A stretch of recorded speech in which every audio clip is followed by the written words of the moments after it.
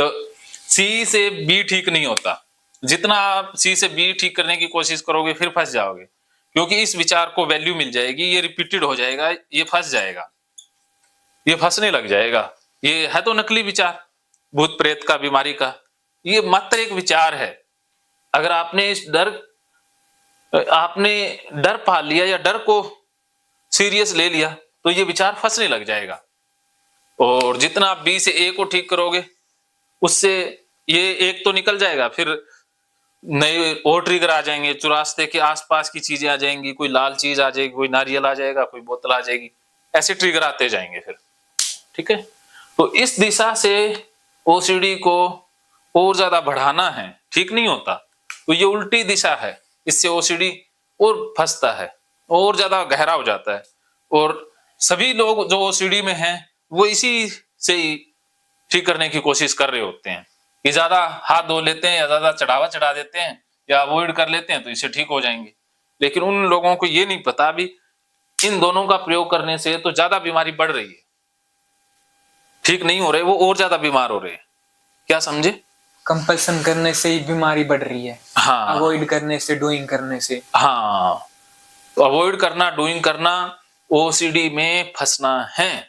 इस बात को हमेशा हमेशा हमेशा याद रखना होगा। क्या समझे? अवॉइड करना, डूइंग करना, कंपल्सन करना, किसी से भागना, यही सब करना ही नकली है। और इससे जितना भागोगे और विचार ज्यादा आएंगे, मतलब सब यही नकली है। जितना ज्यादा भागोगे तो विचार और ज्यादा आएंगे। हाँ। तो इसके बिना और ये करोगे तो ओसीडी कभी ठीक नहीं होगी। बिल्कुल, कभी भी नहीं होगी, इस जन्म में भी नहीं होगी। डूइंग से और अवॉइडेंस से इस जन्म में ओसीडी ठीक नहीं होगी। तो ठीक करने के लिए अब हम सही रास्ते पर जाते हैं। तो सबसे ज्यादा इस पर फोकस कर देना कि है ही नकली। जब सी को ही आपने बीच में से हटा दिया कि ये नकली है, भूत का चिपकना, बीमार होना खत्म कर दो। हाँ, वो तो अलग कारणों से होता है, भूत से कुछ नहीं होता। बीमार होना तो चौरास्ते का संबंध नहीं है, वायरस का या बीमारी का संबंध वायरस से है ना, या किसी और कारण पर आधारित है। चौरास्ते का तो कोई लेना देना नहीं है ना। फिर वो एक्सरसाइज ज्यादा कर ली थी तो प्लेट कम। हाँ, वो हो ही जाता है, लेकिन नाम इसका आ गया भाई। हाँ, बदनाम ये हो गया। तो इसको बदनाम नहीं करना है, ठीक है। भूतों को खामखा बदनाम नहीं करना है, वरना वो यूनियन बना के बैठ जाएंगे और कल को फोन कर देंगे, कह देंगे ये प्रद्युम्न है ना हमें बदनाम कर रहा है, हम तो कभी बीमार करते ही नहीं है, हम तो आप जिंदगी से परेशान होके शमशान घाट में बैठे हैं, हम क्या किसी का बिगाड़ेंगे। भूत का नाम सुन के लोगों में वही आती है, डर की भाव। यूं सोचते नहीं है क्योंकि वो भूत अच्छे, यूं क्यों नहीं सोच पाते सर? क्योंकि उनके मन से यही ऐड करवा रखा है। हाँ, बस भूत का मतलब ही डरावना बना दिया ना, खौफनाक सा। और टीवी सीरियलों ने फिर डर का फायदा उठाया, उन्होंने तो भूत भी अपडेटेड बनाए, कोई मोमबत्ती वाला, कोई लाल साड़ी, कोई सफेद साड़ी, कोई खुले बाल। हद हो गई, उनकी कल्पना शक्ति तो परम्पार है, सुंदर सुंदर भूतनियां बनाई है जी। तो वो एक सॉन्ग आता ना, भी जट सीविया चो निकलिया। वो एक सॉन्ग है ना, पंजाबी सॉन्ग है, जट सीविया कोल दी निकलिया, टक्करी चड़ेल बन के आजा लग जा गले। वो किसान से तो चुड़ैल भी भागती है ना, क्योंकि मैं भी किसान का बेटा हूं, तो हम तो रात को शमशान घाट के आसपास से भी निकलते हैं, पानी देते हैं फसलों को। देखा था। मैं तो 12 बजे शमशान घाट में भी गया था, वीडियो भी बनाया हुआ है। हाँ, बताओ, मेरे को तो कोई भूतनी नहीं चिपकती। रात नहाई भी नहीं होंगी। नहा लिए, मैं तो वैसे ही नहीं नहाता। उस दिन तो नहाने ही क्या था। ठीक है सर, ऐसी अगर बाई चांस शमशान घाट में चला जाए तो नहाना पड़ता है? नहाने की जरूरत नहीं है, वो पुरानी प्रथाएं है ना, पुरानी धारणाएं हैं कि उस लग रहा है तो अब कुछ नहीं करना चाहिए, ही सो जाना। वो उस समय क्या होता था कि जैसे आज से हजारों साल पहले कच्चे रास्ते हुआ करते थे, कोई घोड़ा गाड़ी हुआ करती थी, कोई यातायात के साधन थे नहीं। अब मान लो किसी का बुढ़ा एक्सपायर हो गया, अब उसकी बेटियां कोई 200 किलोमीटर है, कोई 300 किलोमीटर है, तो उनको संदेश देने में कोई जाएगा संदेश वाहक चिट्ठी लेकर के, तो 5-6 दिन जाने में लगे, 5-6 दिन आने में। 10 दिन बाद उसकी बेटी आई अपने पिता का मुंह देखने के लिए, तो अब तब तक तो लाश गल सड़ जाती थी ना, तो उसमें बैक्टीरिया वायरस पैदा हो जाते थे, और जब भी जलाया जाता तो वो कपड़ों से चिपक जाया करते थे, उससे हैजा चेचक या और कुछ बीमारियां होती थी ना। ऐसी कुछ जो भी ऐसी महामारियां सी होती जी थी, सर। तो वो फैलने का खतरा रहता था। तब हमारे विद्वानों ने, बुजुर्ग विद्वानों ने ये उपाय ढूंढा कि जो शमशान घाट में जाए वो कपड़े धोए या कपड़े बाहर ही रख दे या नहा ले, ताकि वो वायरस निकल जाए। तो उस समय तो वो ठीक था, जी क्योंकि बीमारियों से बचाव होता था।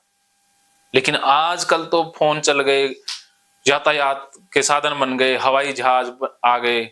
आज तो अमेरिका से भी बंदा दूसरे दिन आ जाता है ना, तो एक दो दिन में तो लाश का कुछ बिगड़ता ही नहीं है।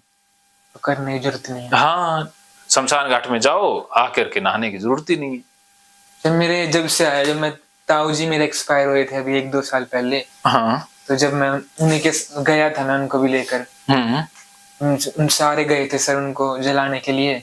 हाँ। तो जब आके नहाना, ऐसे जब दो विचार था ना मेरा सर, तो फिर ऐसे आते गए। मेरे मामा जी हो गए, एक्सपायर हो गए, जब भी था मेरे विचार ये। हाँ। तो जब से ज्यादा बढ़ा ये वाला, हाँ, तो नहाना पड़ता आगे, क्योंकि लोग भी नहाते ही थे। वैसे तो लोग अंधविश्वासी तो पर मेरी मौसी जी नहीं नहाई, वो तो अगले दिन यूं ही सो गई थी, उठ गई ऐसी। तो उसको कुछ क्यों नहीं हुआ? लोग उसको और भी सर कह रहे, तू नहाना, तेरे कुछ हो जाएगा। क्योंकि मेरे मौसी को और तंग कर रहे थे सर। तो ऐसे लोग तो अंधविश्वासी, जो खुद फंसा हुआ है ना, वो दूसरों को फंसाने की सोचता है। समझते तेरे कुछ बुरा हो जाएगा नहीं नहाएगी तो। वो डर खुद रहे होते हैं ना। हाँ सर। जैसे वो MLM वाला फंडा है, जी सर। भी पहले खुद पैसे देके फंस जाओ, फिर 4-5 अपने जैसे बेवकूफों को और ढूंढो कि खुद बेवकूफ बन गए, अब 2-4 और बेवकूफ बनाते हैं। ऐसे ही तो ये धंधा चलता है, ऐसे ही अंधविश्वास चलता है। बस समझ गया, कुछ नहीं होता। तो पहले पुराने जमाने में शांतियों के लिए करते थे सर। हाँ, अब तो बस एक दिन में जला देते हैं, तो वो घर आके सो जाना है ऐसे आराम से। ओके। जी सर। तो ये नकली था। जी सर। तो अब आपने यही समझ लिया, तो ये करने की जरूरत ही नहीं है। तो अब आपने देखना है कि आपने दिशा बदलनी है। अब आपने इस दिशा से चलना है, ए से डी जाना है। तो जैसे आप यहाँ हो, आपने दिल्ली जाना है और आप पहुंच गए यहाँ लाहौर, और पता चला कि ये लाहौर है, दिल्ली तो पीछे रह गया। तो यहाँ पर आपके पास फिर से 3 ऑप्शन है ना, वापस आ जाओ, दिल्ली चले जाओ, या फिर आगे ही चले जाते जाओ, या रोते रहो एक जगह बैठ करके। वापस चले जाऊंगा। वापस आने वाला रास्ता ही बेस्ट रास्ता है ना। टाइम तो लगेगा, लेकिन मंजिल तक तो पहुंच जाओगे। दूसरे 2 रास्तों से जल्दी पहुंच जाऊंगा। हाँ, तो अब आपने क्या करना है, OCD में भी ऐसे ही 3 रास्ते होते हैं हमारे पास। OCD में भी 3 चुनाव हमेशा रहते हैं। नंबर 1 चॉइस है ऑब्सेशनल चॉइस, कि जो OCD कहती है वो करते जाओ, तो इससे आप और फंसते जाएंगे, OCD और बढ़ती जाएगी, स्ट्रॉन्ग होती जाएगी। और दूसरा रास्ता है नॉन ऑब्सेशनल चॉइस, कुछ ना करो, बस बैठ जाओ, इससे रोना होगा, रोते रहो अपनी किस्मत को, करना कुछ नहीं है, अकर्मण्यता की अवस्था में रहना। और तीसरा रास्ता है एंटी ऑब्सेशनल चॉइस, जो OCD कहती है उसका उल्टा करो, इससे डाटा माइनस हो जाएगा, आप ठीक हो जाओगे। तो समझदार इंसान को कौन सा रास्ता चुनना चाहिए? Anti obsessional choice. हाँ, तो ये 2 रास्ते तो ये आसान है बिल्कुल, ये OCD वाला, ये बिल्कुल इससे भी आसान है, और ये मुश्किल रास्ता है। मुश्किल पे चलना सीखेंगे जब ये आसानी प्राप्त। हाँ, तो सही बात है। तो आपने ये रास्ता चुनना है। आप कौन सा रास्ता चुनाव करते हो? मुश्किल। Very good. अब तो आपने सामना करना है। तो अब आपने रास्ता चुना है एंटी ऑब्सेशनल, तो अब आप फाइट करोगे, योद्धा बनोगे। OCD से जीतने के लिए योद्धा बनने की जरूरत है, फाइटर बनने की जरूरत है। दबू बन के OCD दूसरे जो काम करता हूँ वो मुझे फाइट करना ही सिखाएगी OCD। हाँ, उस चीज में भी मैं फाइट ही करता हूँ। बस फाइट करके ही तो हम इस दुनिया में आए हैं ना। अरबों खरबों की रेस तो पहले ही जीत के आए हैं, तो यहाँ फाइट नहीं करूंगा तो दब जाऊंगा दुनिया। हाँ, फाइट तो करनी होगी, जीतना है। कोई नहीं है दुनिया में सर, तो लड़ना होगा।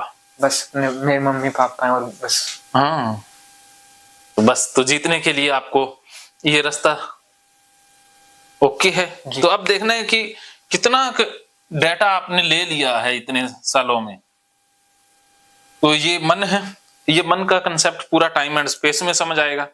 तो मन की स्पीड का ये प्रतीक है, मन की स्पीड स्लो हो ना, अर्थात चिंता, घबराहट, बेचैनी, दुख, नेगेटिव इमोशन आना, और मन की स्पीड फास्ट होना, मस्ती, आनंद, खुशी।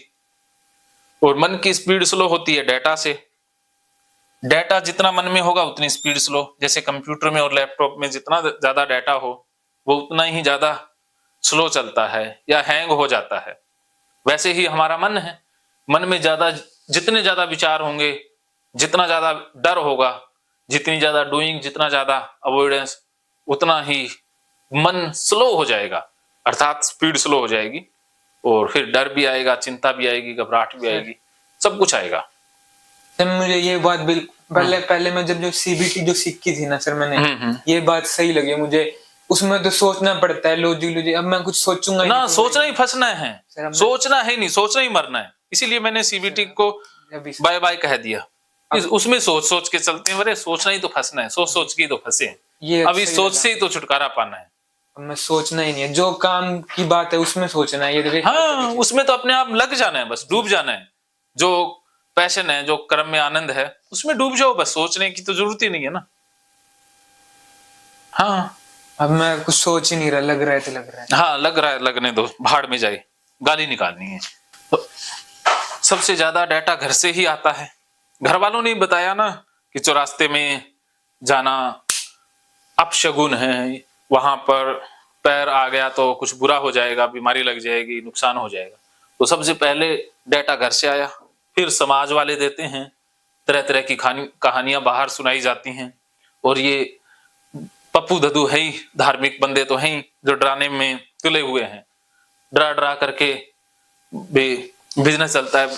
फिर वो डर से बाहर निकालने का उपाय बताते हैं कि अगर कोई बाबा शराब पीने वाला है तो कहेगा बोतल वहां चौरास्ते पर चढ़ा दो। कोई बकरा खाने का शौकीन है तो कहेगा भी बकरा चढ़ा दो। तो वो सारा सामान रखवा लेते हैं ना, खुद ही ले जाते। हाँ, फिर खुद ही उनका बंदा आता है, ले जाते हैं। तो ये तो उनका काम है ना। तो वो डाटा डालते हैं, पहले डराएंगे फिर लूट लेंगे। तो डराने से काम बनता है ना उनका। उसके अलावा फिर ये शिक्षण संस्थाएं, साइंस इस चीज को नहीं मानती है, लेकिन लोगों ने साइंस पढ़ी है सिर्फ पेपर देने के लिए या नौकरी लगने के लिए। साइंस का ही बंदा हूं। हाँ, लेकिन जीवन जीने में साइंटिफिक नहीं होते। साइंस एक नजरिया है। साइंटिफिक होना, साइंटिस्ट होना कोई किताबों वाला नहीं है। साइंटिस्ट एक वे है, जीने का एक तरीका है, साइंटिफिक तरीका है कि हम सही मार्ग से जी रहे हैं, सही तरीके से जी रहे हैं, वही साइंटिस्ट है। कोई किताबी बंदा नहीं होता साइंटिस्ट।